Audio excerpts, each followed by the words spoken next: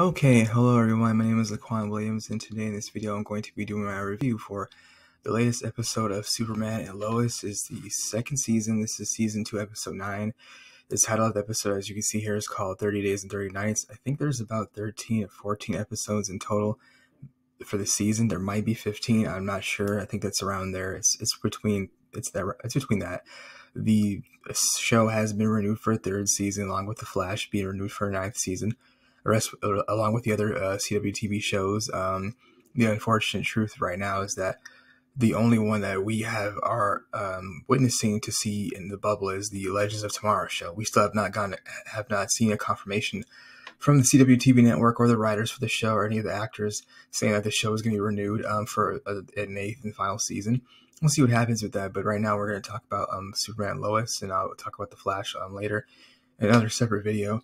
Basically, what we saw last night was the whole entire world, not just the Clark Kent family themselves, basically being without Superman. Because Superman, what happened was, and you saw this if you watched the episode, there's some things that we actually didn't see. First of all, Lana Lang right here did win the she's now the new mayor of the town of Smallville. The guy she went up against who attacked her family, who used to be the mayor, who was obviously very dirty, playing dirty politics, he lost. He's no longer obviously going to be the big head man, big boss in charge anyway. She won, beat him by 5 points in the election. Natalie and her dad, John Henry Irons, were mourning the loss of their mother, who obviously is Lois Lane, in another life, not just their other life, but another world where they're from, their home planet, obviously the other Earth that they're from. They were there, but John Henry Irons forgot, obviously because of his memory loss, of what happened when he got hit by Bizarro a couple weeks ago when they got into that fight, obviously. So we're basically watching that. The situation, obviously, and I'll talk about everything else that happened. What we saw in this episode was essentially this. Superman went into the Bizarro world, or the portal, the other world, after Allie Alston. She was able to get to escape DOD custody, which is weird. So what happens was Lois Lane's sister Lucy drugged their own father, incapacitated him, stole his DOD badge credentials, gave it to one of the Army DOD people. This woman, I don't know how they had somebody on the inside already to do that, and they swiped the key card that was obviously Lois Lane and Lucy Lane, their dad, his badge, got her out of custody and just walked out with not a single gunshot fire. I thought that was actually really weird and very silly and quite pathetic, if you ask me, how they were just able to have somebody they already had somebody on the inside do that. They would have to anticipate that Allie Alston would have obviously been caught, and her being obviously free all these years, you wouldn't think that, but I guess they must have paid somebody off, and that's what that lady did.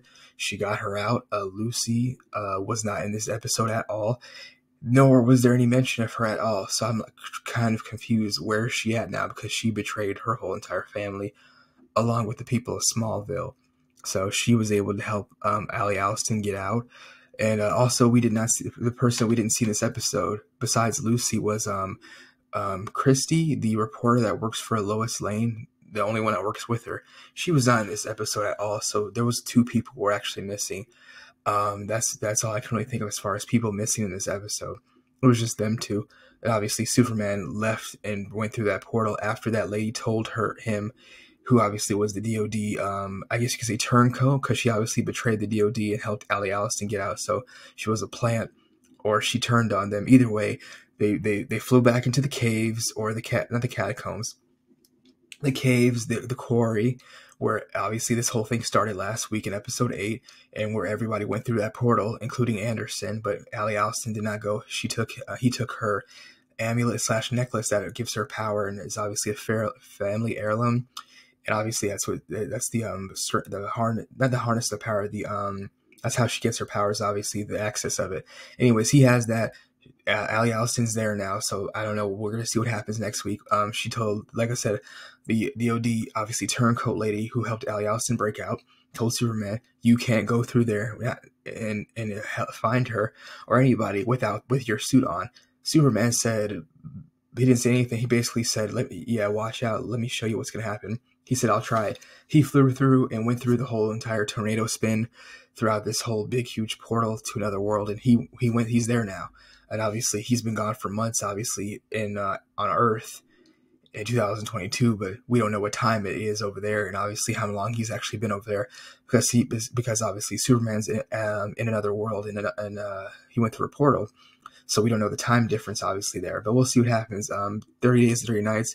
He's basically been gone for about a month, almost 2 months now, but I don't. It's somewhere around there.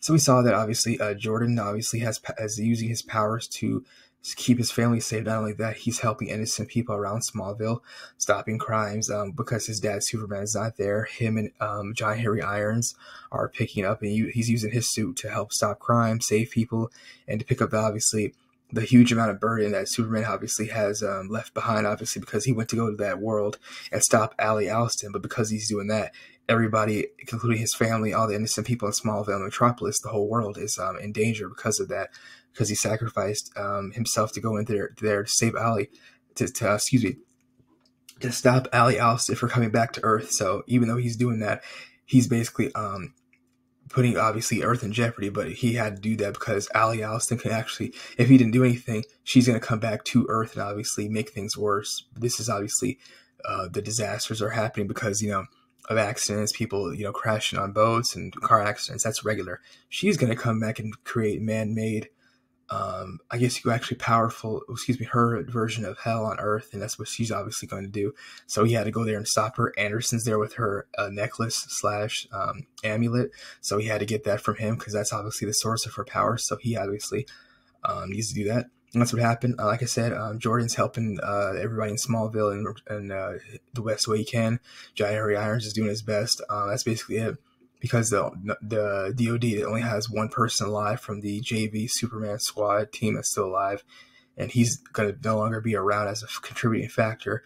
They could have Morgan Edge help, but Morgan Edge, I don't know if they're going to talk to him in the next episode and have him be brought in and explain that Superman's obviously not there.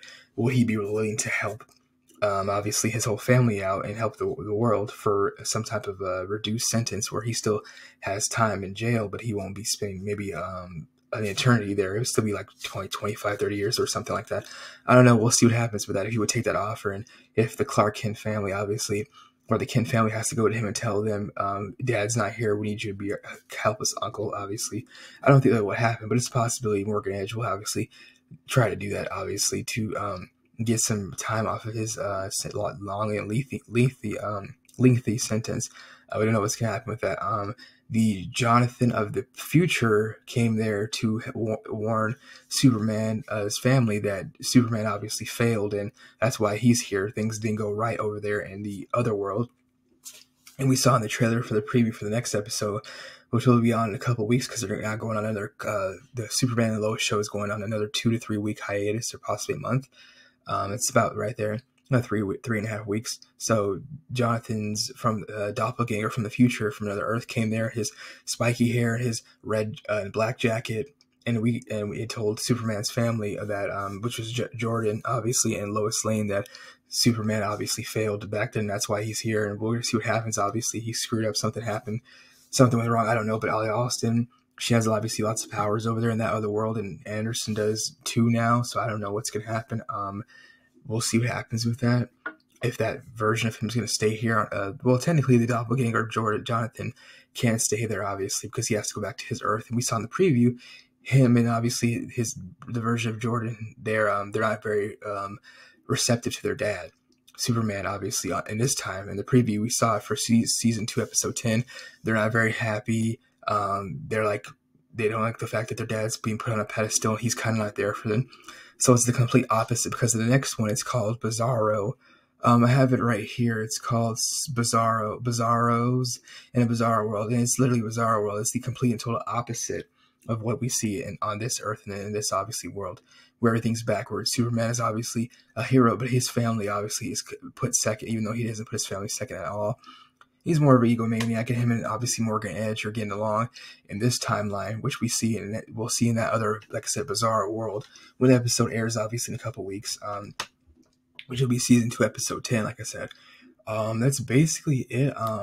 I didn't see anything else that really stood out to me. Like I said, Lucy was gone in this episode. Christy was gone, or I think it's Christy or Christine, who works with Lois Lane, was gone in this episode. They weren't there, even though Lucy is the reason why Allie Allison has escaped, because of her.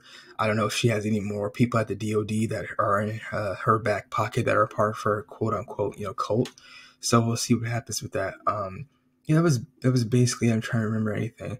Yeah, like I said, Superman went to the portal. He's gone. He's in the other world. We'll see what happens in the next when a couple weeks when that show comes back on.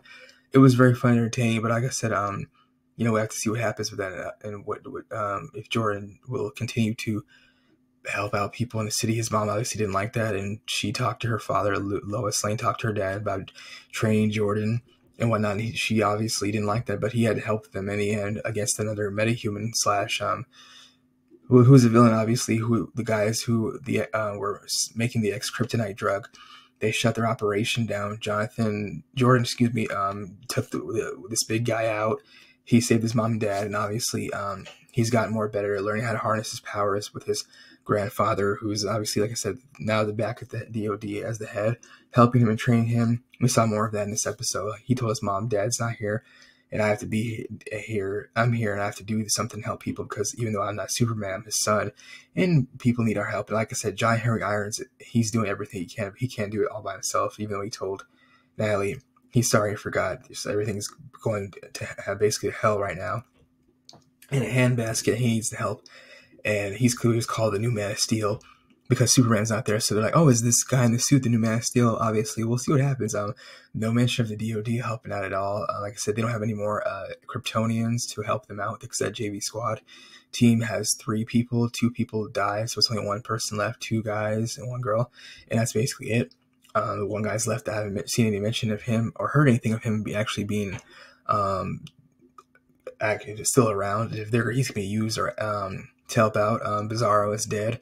Anderson killed him a couple weeks ago. I don't know if any type of revival will happen with him, if he's brought back to life somehow. I have no idea, but he is actually in the Bizarro world, so I don't know if that's a different version of him, I guess. I have no idea. Or if Superman, aka Clark Kent right here, actually turns into Bizarro himself because of the anger and the stress of him obviously having to be away from his family and helping everybody back on Earth and Metropolis, also in Smallville. If that will be the case, obviously, in the episode in a couple more weeks. So that's basically it. Yeah, I don't have anything else to say. The episode was very good and fun. Just like I said, you saw how everybody has reacted without him being there with Superman. We saw, obviously, how things are different. How Allison will be taken down. I don't know. They're saying that this is going to be a twist. I saw some article. I forgot where it's at. That Allie Allison will be taken out by Anderson. He will be the actual parasite villain that we've been looking forward to fighting. It makes sense because obviously him and Superman have not fought at all, really. But they you know what?